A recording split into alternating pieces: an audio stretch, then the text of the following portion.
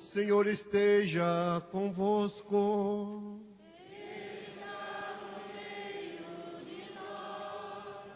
Proclamação do Evangelho de Jesus Cristo segundo Mateus. Glória a vós, Senhor. Naquele tempo, os fariseus ouviram dizer que Jesus tinha feito calar os saduceus. Então eles se reuniram em grupo e um deles perguntou a Jesus para experimentá-lo: Mestre, qual é o maior mandamento da lei?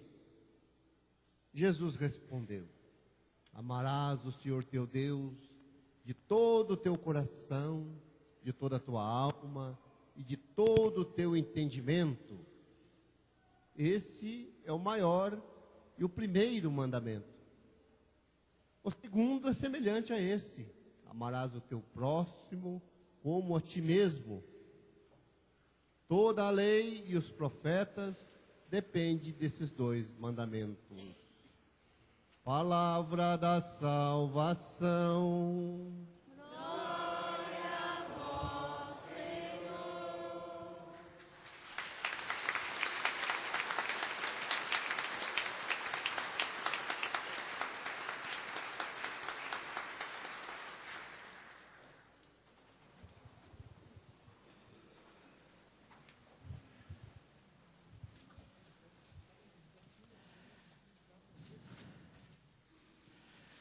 Nós sabemos que todo mandamento de Deus é uma oportunidade para nós avaliarmos a nossa vida. E quando Jesus fala para nós amarmos o próximo como a nós mesmos, nós já vemos na primeira leitura um exemplo muito bonito sobre isso. Porque a primeira leitura de hoje, do livro do Êxodo, fala de algumas regras de comportamentos do povo de Deus, que foi fruto da experiência do povo quando ele estava no exílio. Agora, o que mais nos chama a atenção é que as situações vividas no exílio, em vez de trazer frustrações para o povo, trouxe esperança. Uma pessoa, quando é maltratada, ela poderia dizer assim: olha, como eu fui maltratado nos países estrangeiros quando eu estava exilado, então agora qualquer estrangeiro que vier aqui no meu país também eu vou arrebentar com ele. A pessoa podia pensar dessa forma, mas olha o povo de Deus, o respeito para com o próximo, depois de tanto sofrimento vivido, proporciona que eles pensem dessa forma: como nós sofremos como estrangeiros no Egito, nós não vamos nem oprimir e nem maltratar os estrangeiros que estão em nossa terra. Pelo contrário, vamos tratá-los com muita dignidade e com muito carinho. Ame o próximo como a ti mesmo. O povo já no Antigo Testamento colocou isso na prática. Eles sofreram no exílio, mas quando eles foram libertados, voltaram para a sua pátria, aí eles começaram a tratar muito bem as pessoas que vinham em suas terras também com dignidade. Mas acontece que, por ser Antigo Testamento, a visão que as pessoas tinham, inclusive o escritor sagrado tinha de Deus, ainda era uma visão muito limitada. Jesus, ele abre muito mais a visão a respeito do amor, porque eles ainda olhavam para Deus na condição de um Deus que era vingativo, que agia de acordo com os reis que passavam pela terra. Então, alguns outros versículos da primeira leitura mostram isso, né?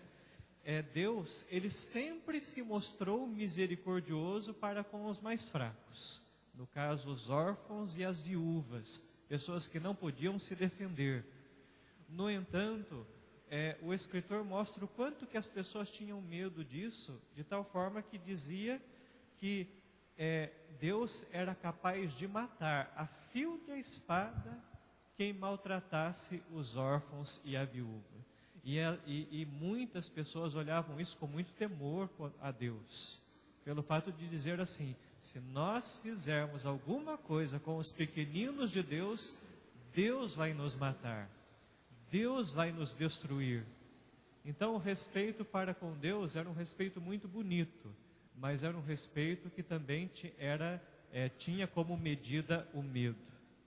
Agora, para nós olharmos no Evangelho de hoje, que traz uma perspectiva muito bonita, uma nova visão, uma visão a respeito do mandamento do amor, nós temos uma pergunta, e essa pergunta que é feita a Jesus, é feita por um doutor da lei. Uma pessoa que é doutor da lei, que conhecia todas as leis, todas as implicações daqueles livros do Êxodo, do Deuteronômio, dos primeiros livros da Bíblia, uma pessoa que sabia muito, inclusive um doutor da lei. Ele era especialista nos 536 preceitos que o judaísmo tinha. E me impressiona um doutor da lei, que é conhecedor da lei, fazer essa pergunta para Jesus, né? Senhor, qual que é a principal lei? Qual que é a maior de todas as leis? E Jesus, ele responde de tal forma que, se hoje nós refletimos sobre a resposta de Jesus, Jesus muda completamente todo o conceito do seu tempo com a resposta dele. E olha que alguns textos das Sagradas Escrituras já mostram que Deus é dessa forma. Mas Jesus deixa muito declarado, e Jesus diz assim: olha, todas as leis e todos os profetas, tudo aquilo que acontece até hoje, e se nós trouxermos para o nosso tempo, toda a Constituição, todas as leis que o homem criou, todas elas dependem desses dois mandamentos. E esses dois mandamentos praticamente resumem a síntese de todas as leis. O primeiro é muito claro: amar a Deus sobre todas as coisas, com todo o nosso entendimento, com toda a nossa vontade. Só que a implicância desse primeiro mandamento nos chama a atenção. Quando Jesus fala amar a Deus sobre todas as coisas, Jesus revela uma coisa muito importante para nós. Ele revela um Deus que pode ser até mais poderoso do que todas as religiões pensam, porque de fato Deus é muito poderoso, mas revela um Deus que sente a necessidade de se relacionar e ser amado. Dá para você pensar assim, quando Jesus responde, nós temos que pensar assim: trata-se do próprio Deus respondendo o que é mais importante para ele. Porque Jesus é filho de Deus e é Deus também. Então, quando Jesus responde, em outras palavras, ele está dizendo assim: Deus, ele pede para que o ser humano não se esqueça dele, ame a ele sobre todas as coisas. Então, um Deus que é capaz de sentir a necessidade de se relacionar e de ser amado. Tão verdade isso, que se nós pensarmos o que significa o amor a Deus sobre todas as coisas, quando Deus pede isso para nós, tem mais profundidade do que isso. Um Deus que é corajoso para pedir para o seu povo amá-lo, é um Deus que rejeita qualquer ação individualista. Se Deus falasse assim: não, eu me basto a mim mesmo, eu sou onipotente, eu sou onipresente, eu não preciso de ninguém. A característica dele seria assim: eu sou individualista, eu me basto a mim mesmo, não preciso de ninguém. Mas Deus não tem vergonha de dizer assim: eu quero me relacionar com o meu povo, eu quero ir de encontro com as pessoas que eu criei, eu quero estabelecer um diálogo. Então é um Deus que é mestre em solidariedade. É um Deus que tem a coragem de estabelecer conosco, mesmo sendo criaturas dele, um diálogo aberto, um diálogo transparente, e tem a intimidade para compartilhar com as suas criaturas as suas frustrações, como também as suas alegrias e projetos. E eu falo isso não tirando toda a divindade de Deus de jeito nenhum, Olhe para Jesus. No Horto das Oliveiras, no momento mais difícil da vida de Jesus, se Jesus quisesse se colocar na condição de herói, ele nunca iria falar o que estava passando no coração dele. Mas me impressiona que ele chama Pedro, Tiago e João para rezar, e na oração ele fala assim para os seus discípulos: a minha alma está numa tristeza mortal. Um Deus que é corajoso para expressar os sentimentos que passam no seu coração, meus irmãos, não querer se relacionar com um Deus assim, eu acho que é muita pobreza da nossa parte. E quando Deus fala, olha, ame a Ele sobre todas as coisas, de fato é isso, seja íntimo dEle, estabeleça uma intimidade muito grande com Ele. Mas Jesus, Ele não responde apenas uma coisa, né? Ele deixa muito claro também a consequência de amar a Deus sobre todas as coisas, e essa é a revelação mais bonita que Jesus traz para nós, quando Ele fala assim, o segundo mandamento, a segunda lei é semelhante a essa: ame ao próximo como a ti mesmo. É uma outra coisa também que, se nós pararmos para pensar, porque nós pouco paramos para pensar nisso, traz para nós uma outra revelação. Jesus aí fala da sua experiência. Jesus fala da experiência do relacionamento do Pai com a humanidade. Uma pessoa que é capaz de amar o próximo, como Deus ama as suas criaturas, que sempre nós decepcionamos a Deus, é sinal de que Deus é bem resolvido em si mesmo e Ele ama muito a si mesmo. Por quê? Quem não é compassivo, quem não é tolerante, quem não é afetivo consigo mesmo, nunca vai ser capaz de ser assim com os outros. Isso daí é uma realidade.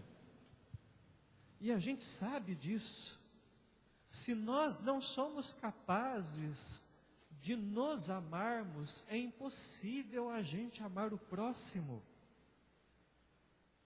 As pessoas que mais agem com violência dentro de casa, as pessoas que mais agressividade demonstram para com o próximo, são as pessoas que mais dificuldades têm para se aceitar, para perdoar o seu passado, para ser misericordioso com a sua própria história. É algo real para a nossa experiência, né? E Deus, Ele tem um romance saudável com o seu próprio ser. Se nós pensarmos na autoestima de Deus, a autoestima de Deus é elevadíssima, bem diferente da nossa, porque nós nos punimos, mas Deus, Ele não faz isso com Ele. E amar a si mesmo é algo que implica que Deus tem todo o poder para amar ao próximo, mesmo que a pior criatura do mundo faça o maior absurdo na face da terra. Gente, se nós pararmos para pensar sobre isso, é impressionante, né? Olha, quem não é apaixonado pela existência, nunca terá capacidade de amar a humanidade. Sempre vai viver para cultivar as suas próprias vaidades. E quem é autopunitivo, a pessoa que é especialista em reclamar, a pessoa que não tolera as falhas dos outros, nunca vai amar. É uma lógica que Deus coloca quando Ele dá essa resposta que nos impressiona. E na nossa vida isso tem implicações muito sérias, até em aspectos que não parecem ter. Por exemplo, uma pessoa que não cuida da sua saúde é uma pessoa que não é capaz de amar o próximo. Você já parou para pensar que o ato de você não cuidar da sua saúde é você colocar a cabeça de outras pessoas que estão ao seu redor, que amam você, em preocupação? Às vezes uma pessoa fala assim, não, é a minha vida mesmo, eu não preciso cuidar de mim, é eu que respondo pelos meus atos. Mas isso significa você viver o individualismo e não amar o próximo. A pessoa que fala assim, ela se esquece que talvez tenha filhos que a amam, que tem uma família que a ama, que tem pessoas que ela cultivou a amizade e a ama. Ela se esquece de tudo isso. Então só é possível amar o próximo se nós amamos a nós mesmos também. Então é uma grande verdade quando Jesus fala isso. E nós precisamos refletir muito mais nessa situação, porque isso daí areja a nossa cabeça. A gente passa a ter um amor muito bonito pela vida e um gosto muito mais saudável por viver. E quando Jesus fala nisso, ele não fala apenas na aparência, né? Você se amar, é você ter um cuidado também com o seu ser, com a sua história de vida. É você ser bem feliz consigo mesmo. É você saber se perdoar dos seus erros passados. Não ficar engolindo no seu coração a situação da sua história lá no seu passado, de coisas erradas ou pecados graves que você fez. De jeito nenhum. É você viver o seu tempo tendo o seu amor por Deus. E que Deus nos ensine a viver dessa forma. Então vamos agora professar a nossa fé. Creio em Deus Pai, Todo-Poderoso, e em Jesus Cristo, seu único Filho, nosso Senhor, que foi concebido pelo poder do Espírito Santo, nasceu da Virgem Maria, padeceu sob Pôncio Pilatos, foi crucificado, morto e sepultado, desceu à mansão dos mortos, ressuscitou ao terceiro dia, subiu aos céus, está sentado à direita de Deus Pai Todo-Poderoso, donde há de vir a julgar os vivos e os mortos. Creio no Espírito Santo, na Santa Igreja Católica, na comunhão dos santos, na